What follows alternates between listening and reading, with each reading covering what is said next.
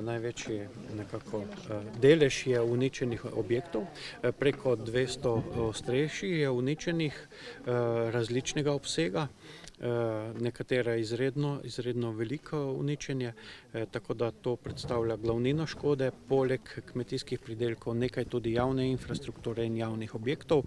Škoda v gozdovih je bila s strani Zavoda za gozdove ravno tako ocenjena oziroma obseg poškodovanosti gozdov. Pa lahko razločite milijon recimo na kmetijskem področju? Ocenjujemo, da je bistveno preko milijona evrov poškodovanosti škode na kmetijskih poljščinah, da je približno 2 milijona škode na objektih najmanj in ostale škode pa niso končno ocenjene. Skupna škoda je najmanj 3 milijone evrov na podlagi trenutnih podatkov, ki še niso v celoti združeni. Pričakujete pomoč države?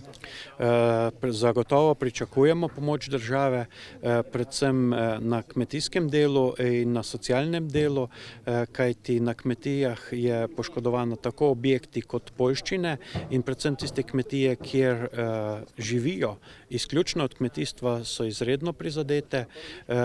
Hkrati pa je tudi zelo pomembno, da smo tukaj socialno naravnani, pri nekaterih bo sanacija nemogoča zaradi socialnega statusa, starosti in podobnih situacij, ki so na terenu.